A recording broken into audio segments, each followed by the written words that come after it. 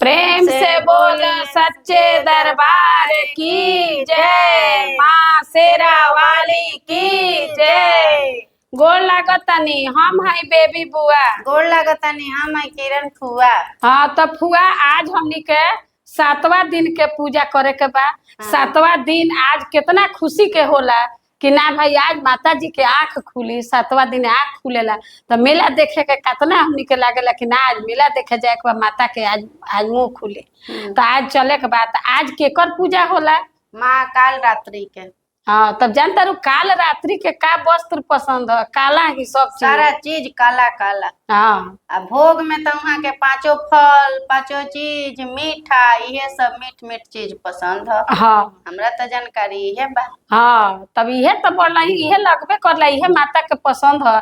आ सब आदमी आज सब लोग सिंदूर माता के लागी। आज हमनियों के सिंदूर लगावे के दिन बा। आज आँख खुलेला तो आदमी जाला मेला घूमे कि ना चलो भाई आज सिंदूर लिया माता के चढ़ा के करे के बा ना।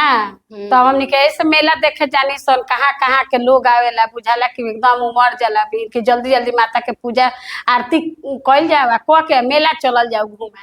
हाँ तो छोड़ा मेला भी तो दर्शक लोग भी घूमे। हाँ तब चलो तनी मेला जाई तो गीत कब सुनी लो। हाँ तो चलो तनी वो लोग के गीतो सुना दिया काल रात्रि के। हाँ काल रात्रि के हो जा। हाँ हो जा। काली रखे जगत में लाली, काली कलकत्ते वाली ना। काली रखे जगत में लाली, काली कलकत्ते वाली ना। काली के माँ के टिकवा शोभे, काली के माँ के टिकवा शोभे तेरा लीला। काली रखे जगत में लाली, काली कलकत्ते वाली ना।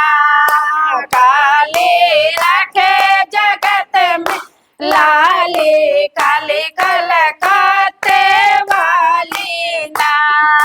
काली के काने झुमका शोभे, काली के काने झुमका शोभे नथिया वाली ना। काली रखे जगत में लाली, काली कलकत्ते वाली ना। काली रखे जगत में लाली, काली कलकत्ते वाली ना। काली के हाथ हरवा शोभे, काली के गले हरवा शोभे लॉकेट वाली ना। काली रखे जगत में लाली, काली कलकत्ते वाली ना।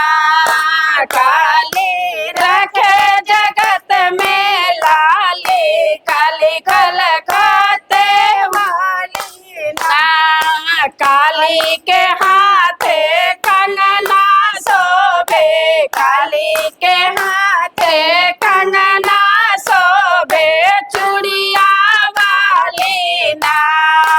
काली रखे जगत में लाली, काली कलकत्ते वाली ना।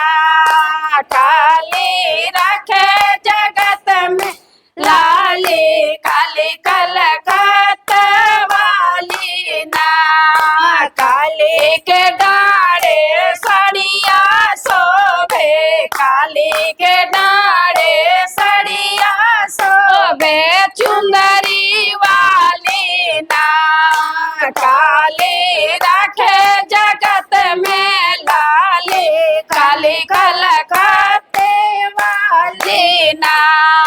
काली के पैरे पायल शोभे, काली के पैरे पायल शोभे बिछुआ वाली ना।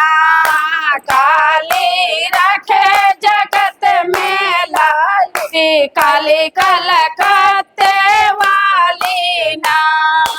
काली रखे जगत में लाली, काली कलकत्ते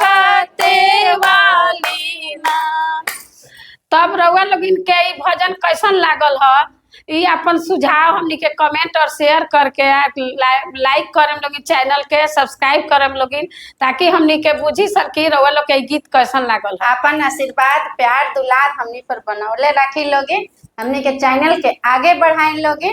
नमस्कार। नमस्कार।